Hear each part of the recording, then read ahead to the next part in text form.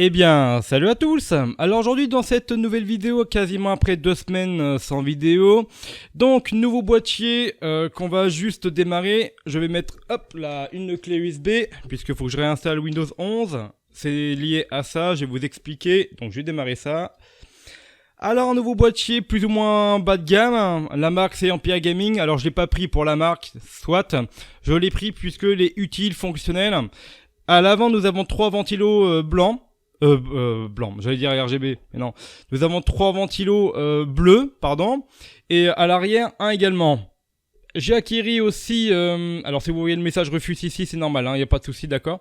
Alors, j'ai acquis aussi un ventilateur AMD pour les Ryzen 7 et 9, donc les bas de gamme, c'est le White Prism, quelque chose comme ça, je ne sais pas le dire, désolé. Donc pour socket AM4 à la base. Donc le FX 8350, la carte mère que Tawin m'a donnée. Retour de la 6950 en attendant. On va parler de carte graphique aujourd'hui. On va pas spécialement parler de la configuration. Non, puisque du coup j'ai installé Windows 10 pensant que les pilotes merdaient avec cette carte graphique. Mais ce n'était pas ça. Alors je vais vous expliquer ce qu'il en est. Bon, voilà, maintenant que l'installation de Windows 11 Pro se fait, je vous ai fait une vidéo dessus, comment installer Windows 11 sur n'importe quelle machine, pour enlever les trucs Secure Boot, TPM, machin. Voilà, vous pouvez l'installer même avec un corps audio E8400 si vous le désirez. Je vous ai fait une vidéo, vous regardez, éventuellement je vous la mets en haut à droite. Bon, maintenant que j'ai pris ma respiration, bon, alors qu'est-ce qu'il en est en fait de ce bordel? Alors récemment, j'ai commandé une Radeon R9 270X, donc à la base c'est une Sapphire. Le gars a modifié, comment je pourrais dire, la ventilation, donc c'est-à-dire qu'il a changé les ventilos et il a fait lui-même tout ça en imprimante 3D. Bon bah je me suis dit bon ça fera un truc à raconter, c'est stylé. Alors les ventilateurs je les connais pas, c'est des F9, enfin la marque c'est IRST F9 Pulse Switch Modulation. Donc il y en a deux. Donc c'est plus, il me dit que, enfin dans l'annonce c'était inscrit que c'était plus silencieux. En même temps quand vous reliez deux ventilos donc en 12 volts, les deux dans un seul branchement, bon c'est normal que bah du coup ça va. Le 12 volts va être séparé, enfin l'ampérage de la consommation va être séparé en deux, si vous voyez ce que je veux dire, qu'un simple ventilateur. D'accord, bon, ça c'est pas trop le problème. Bon, j'ai pris un petit risque dessus avec cette carte graphique. Alors déjà, j'ai acheté à 45 € si je ne dis pas de conneries, avec les frais de port, attention. Bon, depuis j'ai été remboursé, c'est juste pour faire la vidéo, il est au courant, et après je vais la renvoyer sans problème. Alors dessus, si je dis pas de conneries, on a oui c'est ça, on a un port DVI, donc celui du bas et le DisplayPort qui est HS, donc vu la réduction de prix. Donc apparemment la carte graphique a été testée en overclock.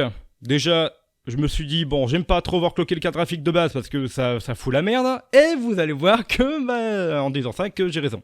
Voilà, donc j'aime bien overclocker les processeurs, voilà, j'en ai fait tellement que voilà. Les cartes graphiques pas trop, j'ai même à l'époque overclocké une GTX 550 Ti que j'avais avec un Athlon 2 X4 945 qui tourne à 310 ou 3000, 3 GHz, je sais plus exactement. Ok. Et donc, attendez, je vais vous montrer ça en détail. Voilà, si vous voulez voir à quoi ça ressemble. Bon, maintenant que je vous ai montré la carte graphique, alors en fait, j'ai essayé de l'installer pour cette configuration à la base. D'ailleurs, il y a prévu une R7 quelque chose, ou une RX 550, je crois, je sais plus laquelle j'ai commandé, je crois que c'est ça, c'est une RX 550. Du coup, si elle fonctionne, elle ira dedans. Du coup, cette R9 270 est remplie d'artefacts, de bugs en tout genre. Je pense à un problème pas forcément de GPU, donc vous savez, comme un processeur, mais sauf que c'est dans la carte graphique, la carte FI, carte mère, tout ce qui se branche dans une carte mère, c'est une carte FI, d'accord. Le réseau, d'accord, le TP-Link ou D-Link, je crois, la carte graphique, donc les deux là sont des cartes FI, d'accord. Oui, bah écoutez, les filles rentrent dans maman. Bah c'est comme ça. Dit comme ça, c'est vrai que c'est un peu bizarre. Ah bah voilà. D'habitude, normalement, les filles sortent de la maman, mais là, on rentre la fille dans la maman. Du coup, j'ai installé cette carte graphique. Tout content, j'avais Windows 11 de base que je suis en train de réinstaller. Je vais vous expliquer pourquoi aussi d'ailleurs. Du coup, j'installe cette carte graphique, j'installe les pilotes, on voit qu'il y a un problème de pilote, enfin à l'installation, il y a un truc qui merde. J'ai essayé 3 installations, j'ai installé les DDU ou DUU, je sais plus comment ça s'appelle. qui m'avait conseillé. Je vous expliquerai éventuellement comment, à quoi ça sert et pourquoi, enfin comment ça marche éventuellement. Donc vous démarrez en mode sans échec et tout ça. Vous supprimez en fait toute l'installation des pilotes directement pour faire un truc propre, réinstaller plus tard. Voilà, ça peut sauver une install Windows par exemple. Ok, bon. Du coup, j'installe les pilotes. À la 4e fois, ça réussit à fonctionner. Et dès qu'à chaque fois, j'arrive à la fin, il reste 98. J'étais à 97-98%. Le truc me met un écran noir. Et impossible. Vous pouvez le laisser un quart d'heure. Hein. Vous pouvez le laisser un quart d'heure. Le truc, vraiment, il ne veut rien savoir. Ok, donc du coup, donc j'éteins, je rallume, j'ai un écran tout noir, j'ai même pas le logo Gigabyte puisque c'était une carte mère Gigabyte Power. Du coup, je redémarre plein de fois, je refais des resets, je vois que ça marche pas. Bon, bah je réinstalle Windows 10, on sait jamais parce qu'à la base le pilote est fait pour Windows 10 64. À la base, j'avais un Windows 11 64 bits, ok. Bon, je me dis, ça se trouve c'est un problème de pilote. Je mets le doute, y a pas de problème. Même si je commençais à croire que c'était la carte, et ben en fin de compte j'ai raison. Je vous explique le reste de l'histoire.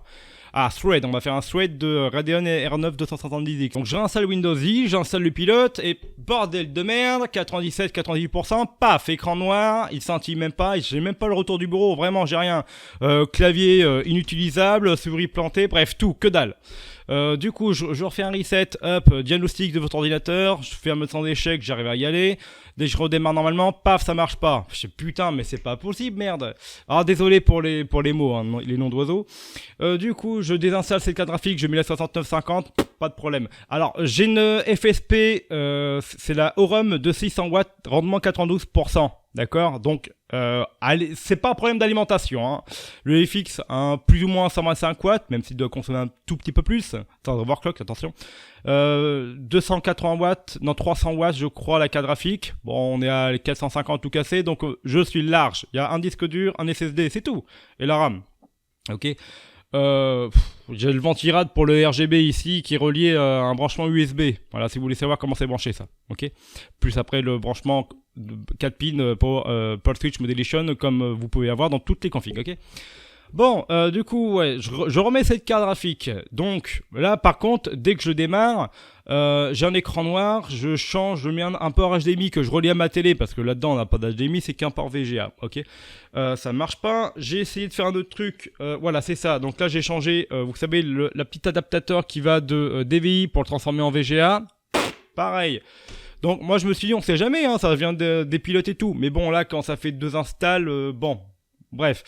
Du coup, cette magnifique carte graphique, mais en vrai elle est belle, hein, elle est bien, le système de refroidissement a l'air pas mal, bon j'ai pas pu la tester, donc je la mets dans un vulgaire, entre guillemets, j'ai envie de dire ça, non, faut que je boule sur le disque dur, on va faire reset, excusez-moi. Oui, qu'est-ce que je disais, ouais, donc du coup la carte graphique je l'ai installée, sur un Athlon le X2, le Athlon 2 X2 250 ou 245, je sais jamais. Pour voir, on sait jamais, tout voilà. Donc je démarre, j'arrive juste sur le BIOS, etc. C'est américaine, c'est un BIOS AMI, d'accord. Et juste sur l'écriture du texte déjà, je vois qu'il y a un problème de couleur. Le truc classique des artefacts pour ceux qui connaissent ou qui ont connu, d'accord. Donc là je me suis dit, allez c'est bon, je m'en doutais, c'est la carte graphique, c'est pas la peine. Voilà, donc comment perdre 4 heures, 4 heures et demie juste avec une carte graphique complètement défectueuse.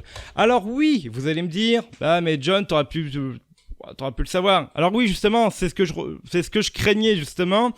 Quand le mec me disait, bon, les problèmes de port, voilà, prix, imprimante 3D, bon, 45 balles avec les frais de port, bon, allez, squat, ok. Et quand il m'a dit par message que c'était la 3e vente consécutive qui se passait mal et que le gars a overclocké avec les mêmes pilotes que moi, donc les derniers de chez AMD, en mode overclock à fond. Moi, j'ai réussi à un moment à lancer 3D Mark, au bout de 3 secondes, j'ai un écran noir et mon PC a reboot tout seul. Ah, bon,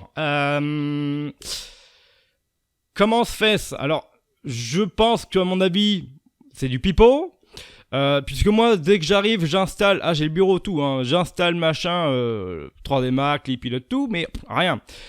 Voilà, donc c'était la petite histoire de la fameuse Radeon R9 270X qui devait être dans cette magnifique config maintenant. Bah, vous voyez, hein, j'ai remis un petit ventirad qui permet de refroidir assez convenablement un petit Phenom 8350, un bon boîtier, RGB, ouais, Jackie Tuning. Et la vitre, contrairement à mon PC principal, alors je sais pas si ça va se voir, mais elle est complètement transparente, elle est pas fumée, teintée, quoi. D'accord.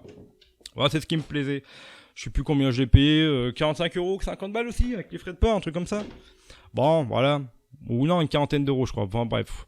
Ouais, ce qui est bien, c'est que les ventilateurs... Enfin, il y a un bouton de jumper ici. Si je le descends, là, je suis en 12 volts. Donc, du coup, les ventilateurs sont plus lumineux. Et ils tournent plus vite. En revanche, si je fais ça, c'est en 5 volts. D'ailleurs, je peux le laisser en 12 volts. Donc voilà, c'est un bouton de jumper qui joue sur la tension. 5 volts ou 12 volts. Moi, je trouve ça pas mal. Le câble management est plus ou moins bien fait. Il y a pas mal de trous pour mettre, pour passer un peu les câbles partout. Comme dirait Electronic Art, Fabien, quand c'est propre d'un côté, c'est forcément dégueulasse de l'autre. Eh ben, je vous confirme que oui. Hein, ça... Ah, voilà, donc voilà, je voulais, elle a 2 Go de mémoire là-dessus, et voilà, je voulais vraiment faire un bon 8350 pour rendre, vraiment utilisable presque tous les jours, la carte mère de Tawin. Voilà, donc je voulais foutre cette carte, la Radeon R9 270, que je ne peux pas mettre dedans. Bon, voilà, donc là, c'est la fin de la vidéo, je n'aurai plus qu'à renvoyer le colis, et puis voilà. Voilà, bah écoutez, je n'ai plus qu'à vous dire à la prochaine. Bye.